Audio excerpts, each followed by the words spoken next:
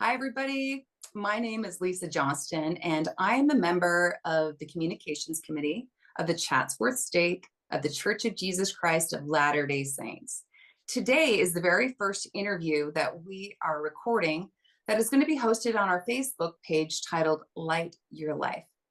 I think it's only appropriate that the first person that we interview is the delightful Dotty Arnwine.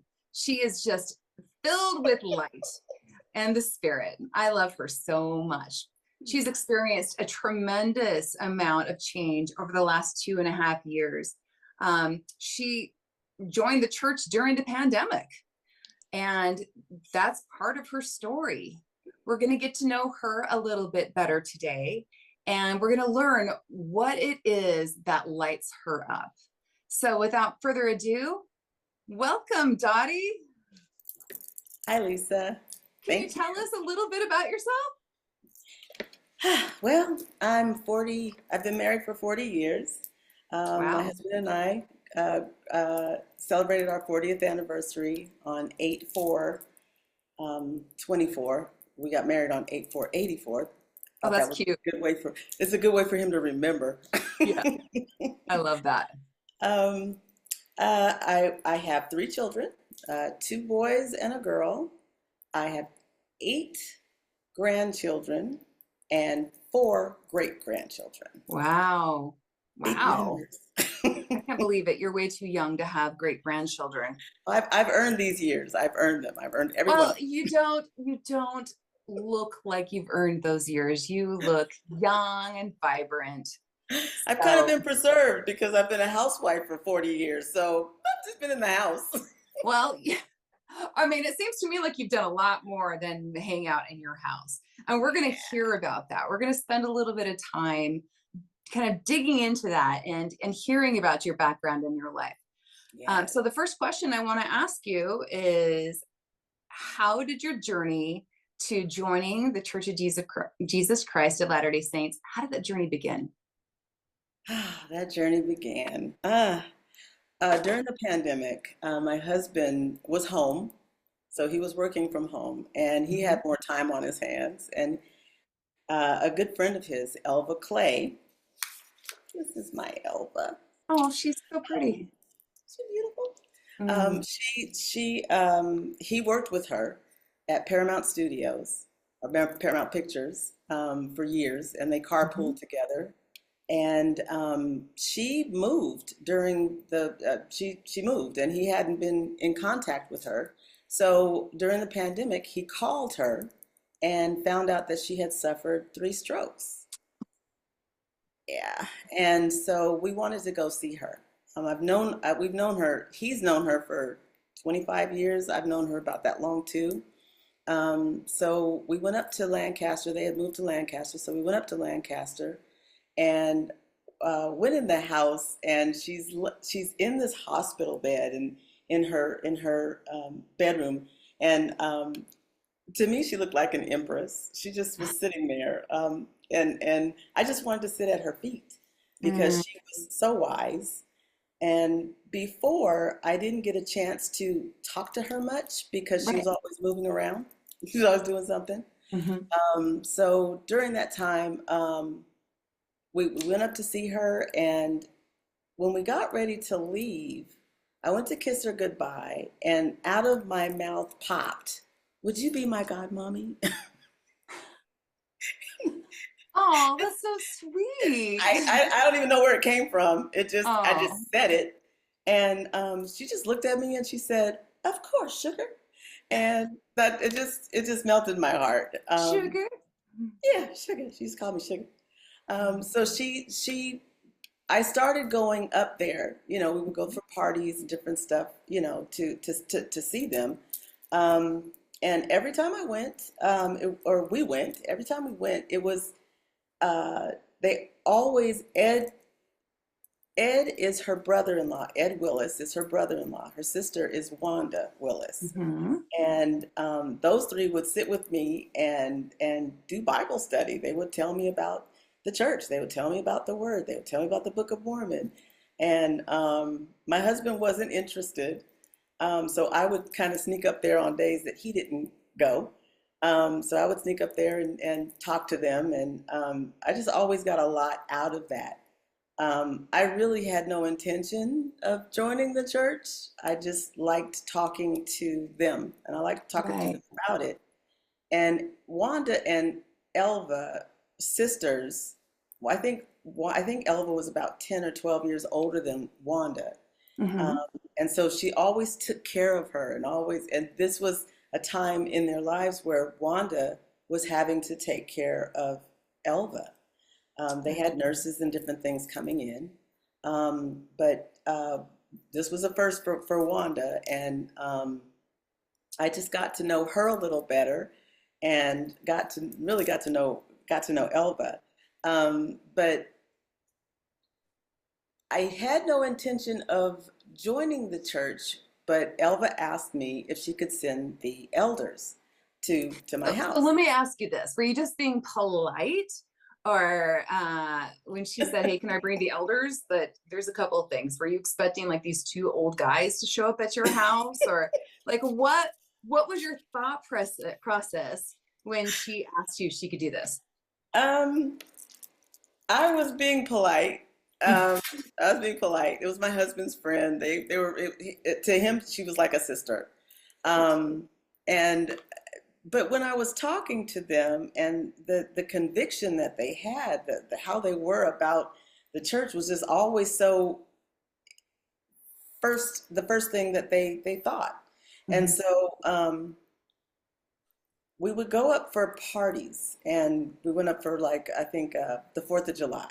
And at the Fourth Mhm. of July party, there were the elders were there, the sisters were there, the bishop and his wife were there, Of course they were. and Randy and I were just kind of like, wow, there was more people from the church there than there were family members, Interesting. and we kind of felt like, well, okay, we'll kind of be some of the family members. It's like, okay, we're black, and it's like, okay, Right, right. but it all felt so natural and it all felt so comfortable, and the bishop was so wonderful. Their bishop was amazing. Wow. Um, so we got a sense of what that was like, what it was like to be around the church people, and they were Mhm. just really sweet, just really nice. And I'm a server. I love to serve. And so I would go up and help them because, it's like they didn't have a lot of family. So I would just go up there and help them do whatever they needed to do. That's what I do. I Mhm. roll up my sleeves. What do we need to do? Um, and it just got to a place where Elba just asked me, "Can I send these elders to your house?" And Mhm. I said, "Okay." And yes, I did expect older men. Because that, I would imagine for most people, that's what they would expect, you know? Yeah, I mean, these 19, 20-year-old guys came to my door, and it was they were really sweet. I just remember my first two elders were Elder Malloy and Elder Owens, and Mhm. they would sit in my kitchen. And the first time they came here, my son was getting ready to move, and the elder said, "Well, can we help you?" And I'm like, "No, no, no, no, you can't. No, we're not gonna. No." I thought it was so rude. It would be rude for us to ask them to That's help. so funny because you're the queen of serving people, but it was hard to receive, wasn't it? I'm not used to that. Yeah. I was not used to that any way, shape, or form. Out in the real world, Mhm. I was an odd duck. And Yeah. so, when I would serve or do things like that, it was like, people would kind of look at me like, yeah, oh, you go ahead, go right ahead, If you do what want, you like. Yeah. yeah. So when the elders came, I really loved talking to them, and I was uncomfortable with the fact that they were so much younger. They were younger than my kids. I mean, my kids were in their Mhm. 30s, and Right. these elders are in their 20s, and I have to Yeah. call them elders. And so I asked them, is there a way that a woman can, because I was really looking for a sisterhood. I was looking Yeah. for a woman to be part of what my church experienced. And they were like, oh, sure, and so they invited me to come to church. and I went on Father's Day, 2021, and Mm-hmm.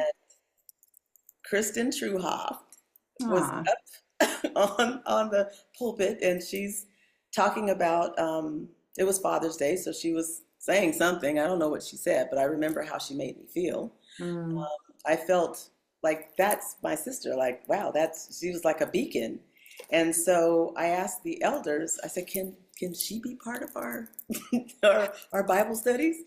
Thinking that she was going to just be way too high up for me to, for her Oh, to how be funny. Yeah, talking to yeah. me. Well, I mean, maybe we could get a lower rung person. I didn't know her position. I didn't know anything about the church. So they said sure. And the next day was Monday, and she was on. She showed up and on Zoom. Like I said, it was during the pandemic, and she showed up on Zoom. They had just started going back to church. They had just started going back to church, Oh, but they my were still goodness. doing Bible studies on Zoom. Got it. Um, yeah, they hadn't started doing things in the church yet. So yeah, that was my experience, and being around the elders and Kristen, who now is my best friend. She Mm, we, of we course. we went to the women's conference together in May. So much fun. Ah, But I've been having a really good time since I started at the church, and I really have to say that the person that I was when I started is definitely not the person that I am.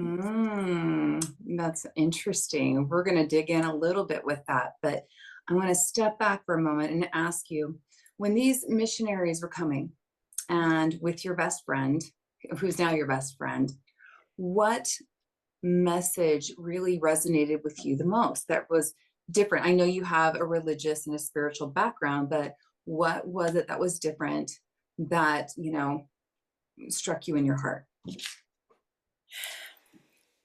The Book of Mormon, Mm, how they explain that, and how they went into how Joseph Smith found the golden tablets and had to translate them. And what's interesting is last night, specifically last night, I went with the elders. They called me and asked me to go with them mhm. because they were talking to a woman, and they wanted me to come in and talk with them. And it was kind of nice hearing about the resurrection again, and hearing about the what was it when they found the tablets? They called it the um, I'm sorry. Uh, Um, it was when The basically golden people, plates and how Moroni told Joseph where they were and all of that. yeah, but it was how the people had forgotten the word of Oh God, yeah. and Oh yeah, yeah, yeah. yeah, so it was like The bringing all that apostasy. back. What's it called? It's the restoration because Restoration. the apostasy. I Yes. never remember that name. Okay, so it was the restoration, and it was nice being there with them last night because seeing it from a different person's view was Mhm. really interesting because she was asking a lot of questions. I was Wow. asking the same questions. Yeah. And when you were hearing these things and seeing and being a part of it, how was it with the spirit? Tell me about that. it was it was beautiful. It was just like answers. Answers to questions that I've had because I studied the Bible a lot when I was in my when I was going to church before. I've been to different churches and had Bible studies. I had ministry training. Um, Hmm. Wow. and yeah, yeah, I had ministry training, and the Bible, the parts of the Bible that I didn't understand, the restoration made me, it's like, oh, okay, that's how things continued. That because it's like what happened, what happened after the fall? What happened? Right. Yeah, it's like, okay, so the Book of Mormon brought that It was like understanding. a missing piece. And when it Big came missing into piece. the rest of the story, it gave you Yes, a more full picture, is what I'm hearing. right. And I And could see that in the woman that we were talking to last night, because she's very Bible based, and I told her too. I said we use the Bible. We use the Bible and Mhm. the Book of Mormon. And she was like, "Oh, okay, well, that's good because I know the Bible." And Yeah, so we were saying how the Book of Mormon complements it. It picks up kind of where it leaves off, and it just gives a bigger picture. right. Like all that context. Right. And the Book of Mormon is so steeped in the stuff that was happening in the Bible, right? Right. So And it's here, yeah, and it was just a couple of 100 years ago. So it the still, restoration happened, yes. yeah. So it just Mhm. makes things more relevant to now and today, and the Mhm. things that we're dealing with in the United States and And in worldwide, you right, know, but right, especially it feels very relevant to us that are here in this right. country and the various things that are happening. So for those of you who have not read the Book of Mormon, I highly recommend that you do. Because I know that there's even people that are, we have members who maybe don't understand it super well. And there's a lot of wonderful resources that are out there that help us Yes. to understand, like lots of great podcasts and um, YouTube, oh my goodness, there's all kinds of study guides mhm, and things to watch and listen to. The Book of Mormon literally has, you can listen to it. yep. Um, there's apps on the phone. You can listen to it. You can watch the stories. They've reenacted a lot of the stories, and it's just been a Um, lot. It's been a lot to learn, but a mhm. great way to learn it. I agree. And I feel like it's so wonderful that, everybody learns in different ways. Mhm. And so some people are more of like a visual learner, an auditory learner, and you've really hit some of the different ways that that there's a presentation so people can understand. I think that the church is very cognizant of that and is trying hard to meet people where they're at, you Right. know? And so let's talk about where you were at. We're going to backtrack just a little bit.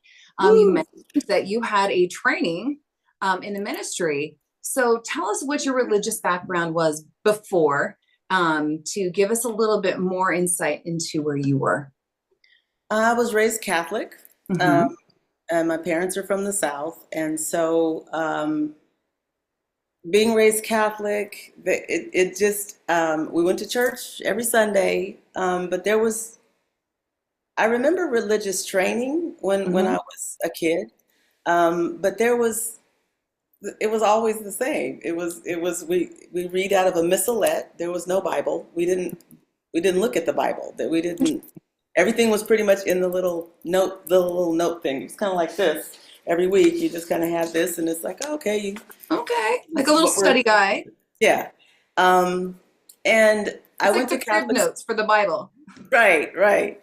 I went to Catholic school for many years. And fun fact, 5 years, when I was in the fifth grade, I went to three different schools.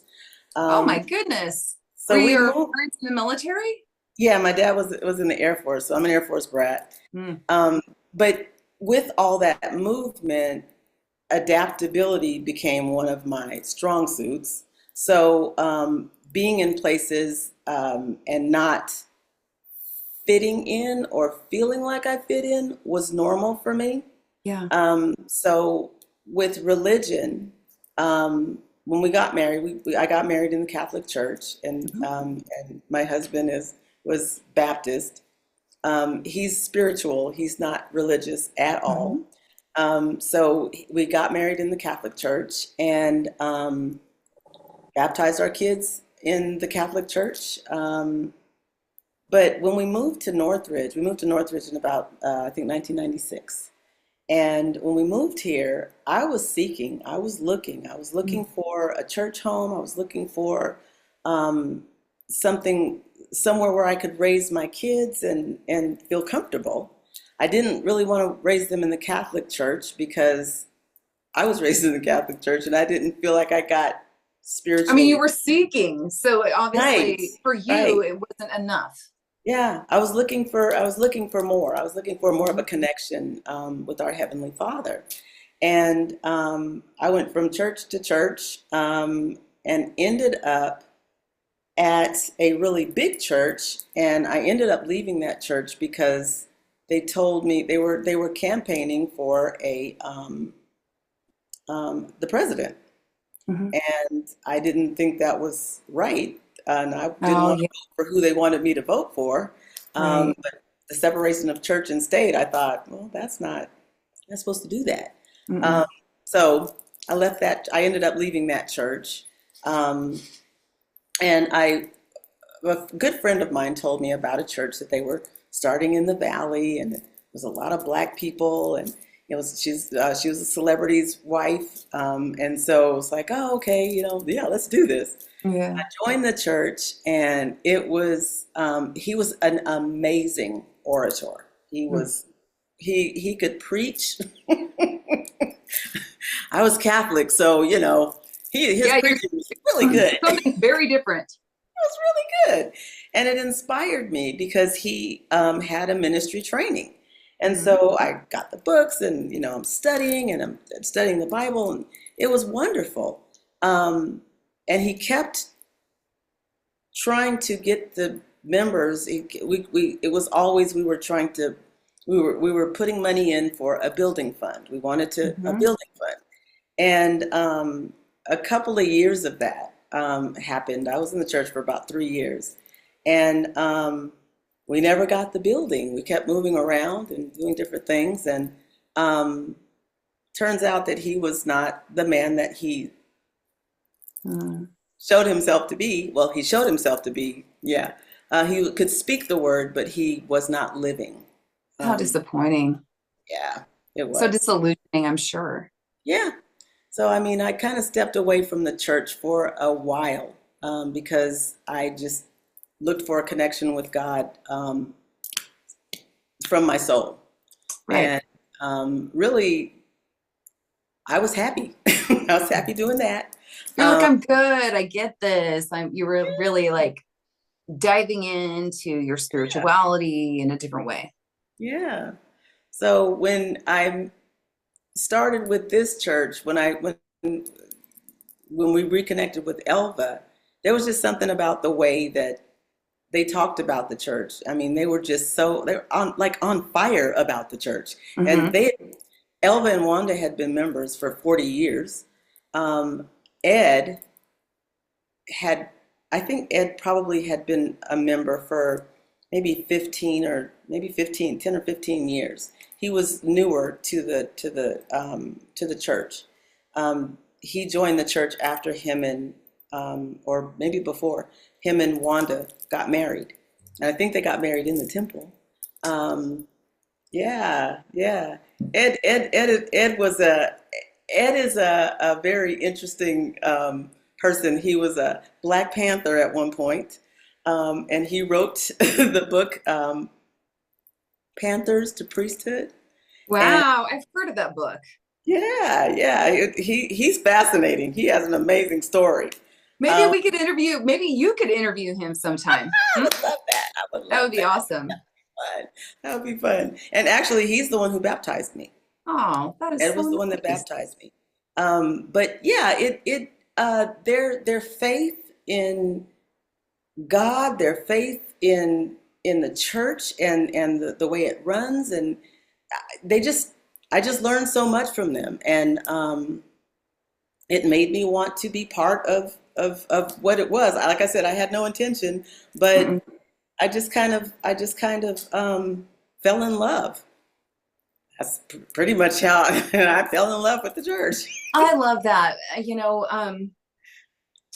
With the preacher that you mentioned, an example that was just his congregation, but like you mentioned, a few different, like you went to Elva's party and that she had a different bishop, and then you come to, the Chatsworth ward, and you notice that it wasn't like a trained minister who spoke; it was your best friend.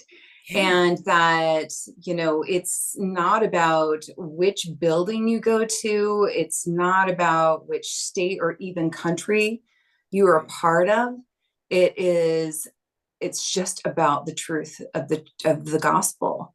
It's Yeah. about Jesus Christ. It's about the light that we see in others, that it's basically a reflection of the Lord.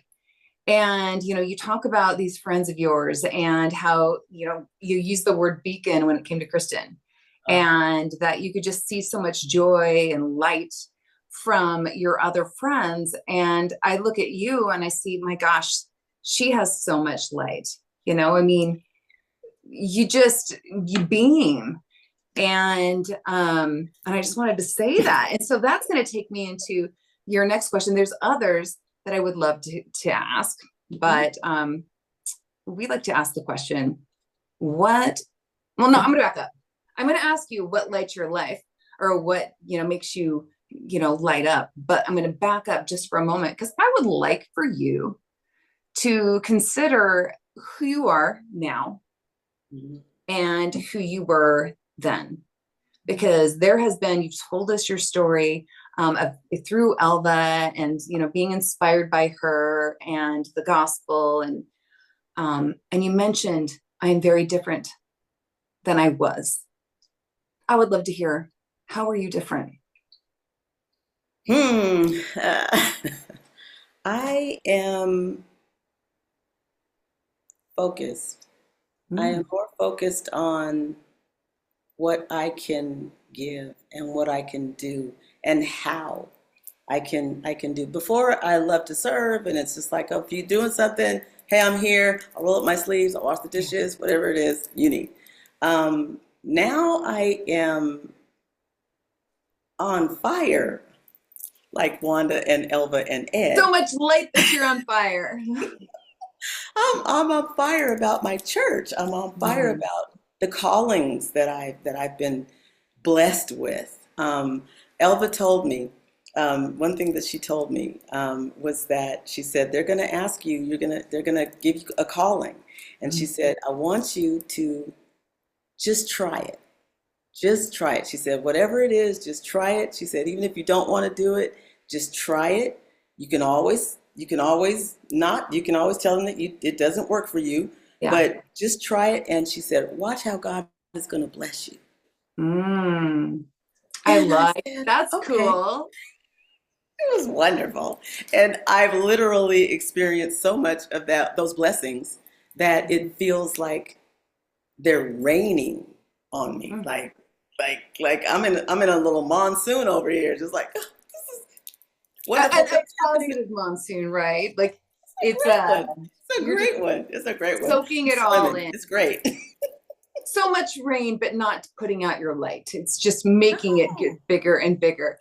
So, yeah. I'm just going to explain for those who don't know what it is, what a calling is that either the bishop, who would be like the pastor, or the stake president, who would be, at a higher level in administrative, that they, when there's a need, through revelation, they are told who would be the right person to take a certain job, to fill a certain role within the local congregation or the larger area. And right now, both Dotty and I, we have a couple of callings. We have a couple of things. None of us are paid for our service.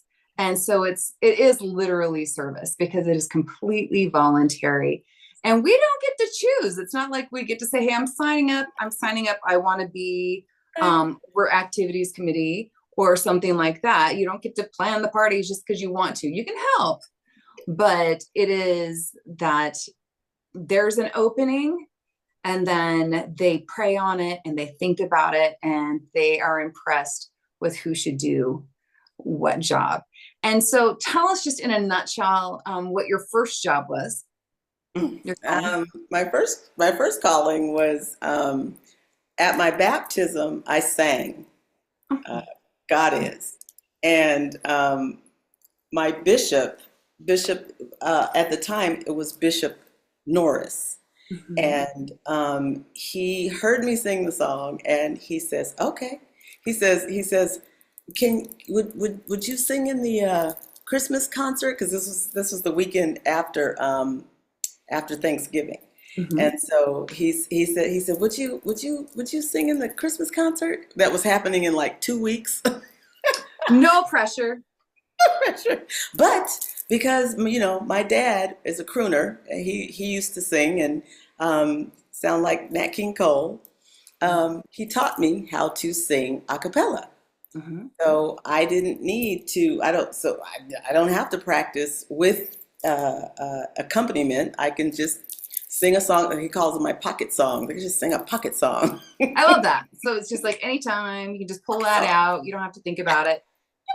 So Silent Night was one of my pocket songs. So I said, okay, Mhm. yeah, I can do that, no problem.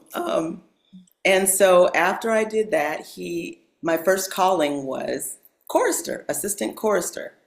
So That's like the a the natural progression. That's a nice way to smoothly bring you in, right? yes. The music at the church is definitely not my typical style of singing at all. So when I'm chorusing, it's like, okay, I have to I have You to have to pay attention slow to. it down. Right. And instead of like, oh, love the day, like that. Yeah.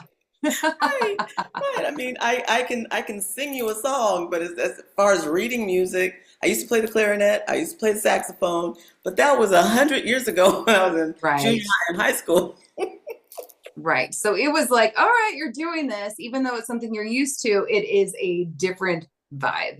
I did what Elva told me to. I just try it. So I tried it, Mhm. and basically it's just like just call me when you need somebody, and when you're going to be out of town. I'll step in. I'm there, and it's wonderful. It's great. It's great So to you're do. still doing that.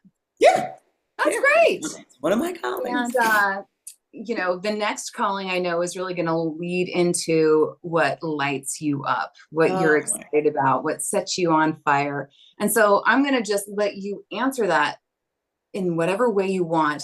So combining, I know that your next calling is with the young women in your ward.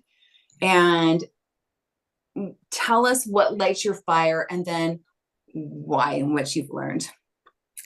The young women in my ward really light my fire. Mm. They are so bright and smart and loving, and they're everything. And I miss my kids. So I love just kind of hanging out with them. I love to play. I love to dance. So Mhm. I'm activities director, and so whenever they have a Oh, party I or bet you're a so much dance, fun. I bet they love it. yeah, I'm there. I'm there. I'm like, hey, let's do a Soul Train line. Oh, I wish you were mine. My It's youth fun. It's leader. fun. Can we still do a Um, Soul Train line? yeah, yeah, they do. Yeah, yeah. It's still a thing. That's fun. Well, the young women, I've been um, the second council for the young women for 2 years. Hmm. The first year, totally green. I had no idea what was going on. I'm just like, I'll be wherever you tell me to go. Okay. Hmm. Um, Second year was this past year, and we started seeing some problems with the young women. Basically, I kind of identified it, or I see it as something that because of the pandemic, um, these young women were in junior high, Hmm. and then they come back and they're in high school. Oh, so there's this big gap of like emotional development. Yeah, that Mm, they missed. that's They hard. missed that. They missed that space. And so the first year, I just remember trying to like empower them and Hmm. give them a place where they felt like they were strong and powerful and that whole thing.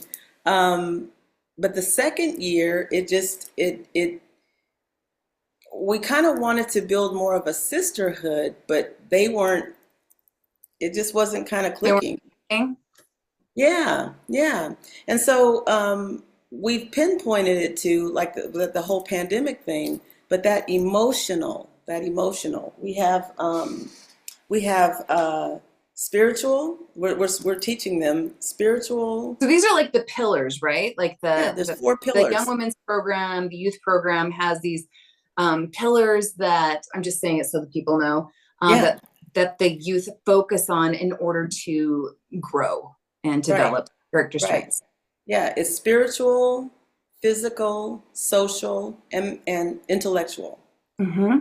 And so, though, that's part of what my job was to find activities and do things with them that fit in those categories.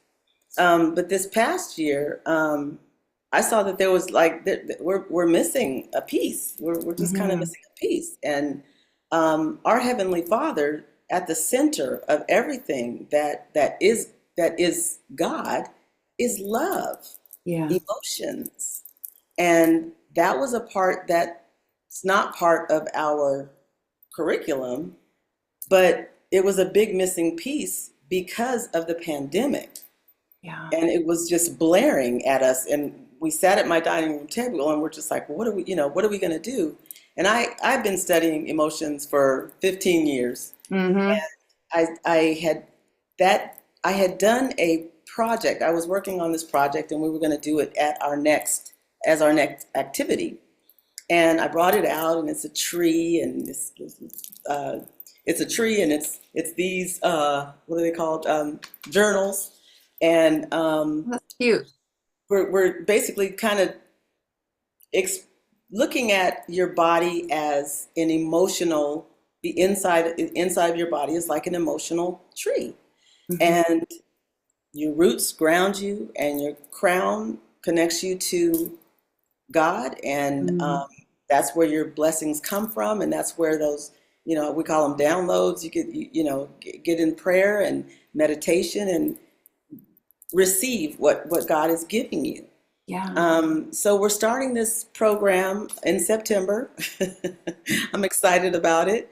And the girls haven't gotten their journals yet. This is their first peek of it. Oh, that's There's cute. Did you make that or? no, I Oh, ordered them. It nice. says, may you be proud of the work you do, the person you are, and the difference that you make. Mm. And this is a treat. Oh, Um, that's cute. Yeah. I'm excited. So they're going to get their journals, and it's a guided journal where we're going to kind of comb through emotions every month, just kind of so that they understand who they are, because Mm-hmm. that's the biggest thing to me. It's like if you know who you are, then nobody's going to tell you who you Mm, are. I like And that. so these girls they have some of them have boyfriends, and um, I've kind of seen that when the boys are, and they need it too. The boys kind of Mhm. need this too because they went through the pandemic like everybody else. Oh yeah. Um, but I think that having a way to understand what your emotions, what you're feeling, what are you feeling, and we as a people, as a country, we don't talk about our feelings. Yeah. Or we That's deny our feelings, yeah. or we focus on the ones that are like negative, you And that's know? the problem. We Hmm. focus on the negative feelings Anger without, and fear, right. and those are Yeah, the base reptilian emotions. right. And If so, we knew, if these kids knew, and this is the thing. I mean, God is love. yep. And if we knew that if we focused on love, my thing is like, okay, so if it's somebody that, social media and all of the outside worldly things that these kids now are exposed to, Hmm. they don't have that, friendship thing where it's just like, oh, she's my bestie, and we walk this place and we go this place and Yeah. we end up doing things together. Everything is social media. And so the girls, the young women and the young men have missed a component of emotions, of feelings. And so and being able to process them, Yeah. the So when way. you're being bullied or Yeah. you're being, though you focus on the negative, and we want to try to teach them that if you are being bullied, pray for the person who's bullying you. Mm, Pray over their life. And if you don't like something, what is it that focus on what you do like? Focus on what mhm. your goals are. Yeah. Um, and when you focus on the things that you love, God is amazing and gives you more of that.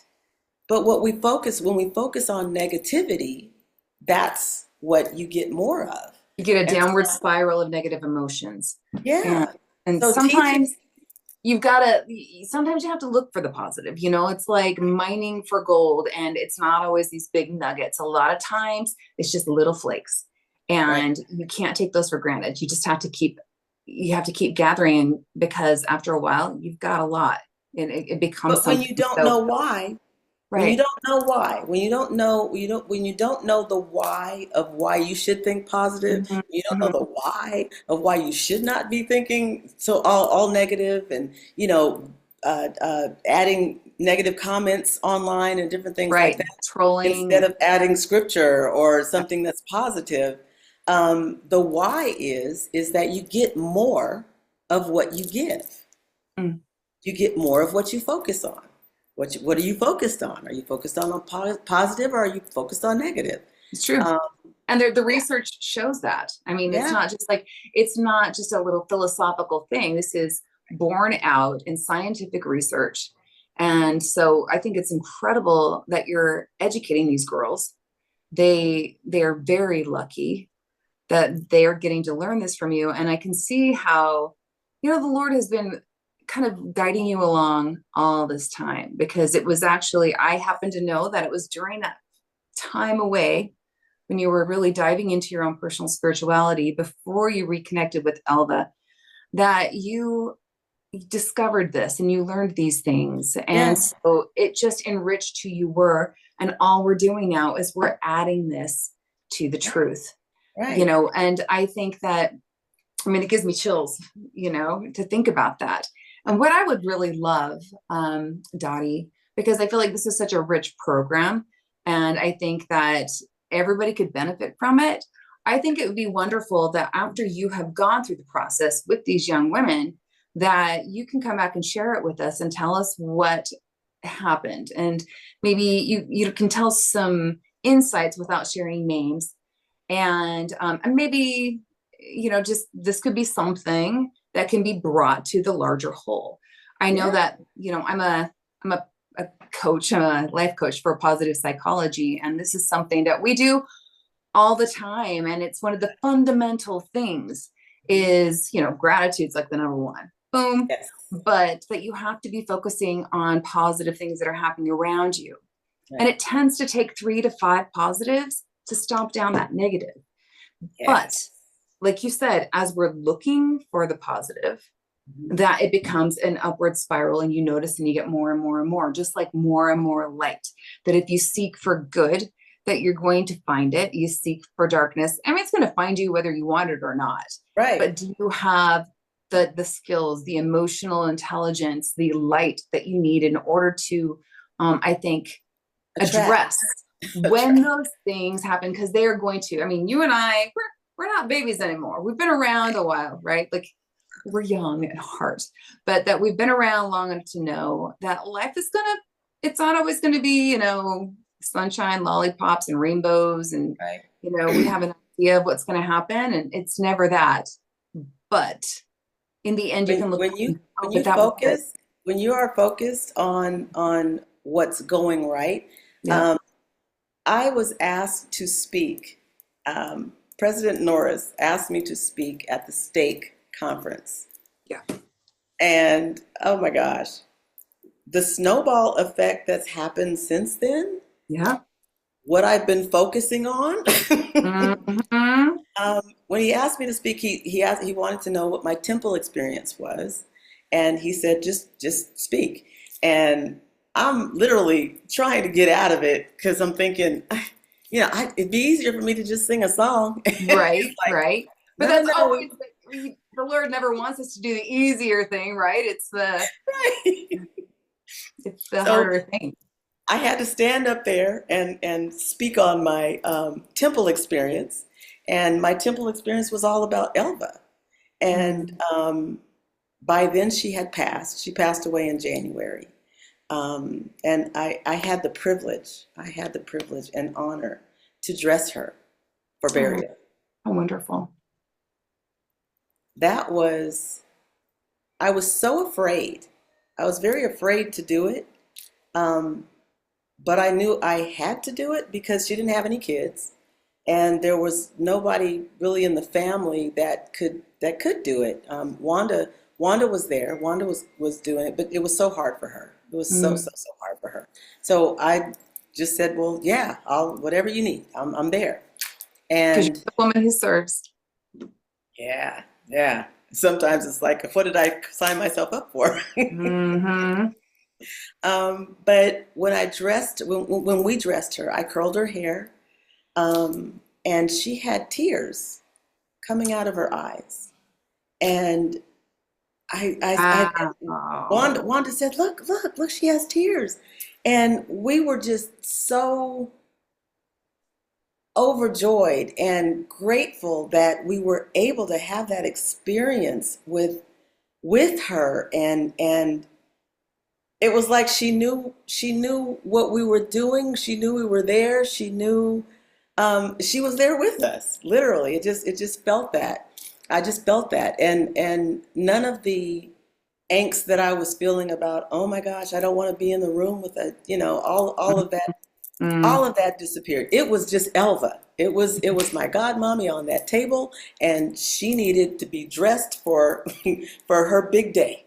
And Yeah. so we dressed her for her big day to meet our Heavenly Father. And she And was there. She was yeah, there with you. and she's with me all the time. Oh, I'm sure. She probably peeks She's in with on you me. all the time, says little things here and there, and Yes. And you so know. this talk that President Norris asked me to do at the stake, and so I did the stake talk, and I didn't even know what a stake talk was. I had no idea.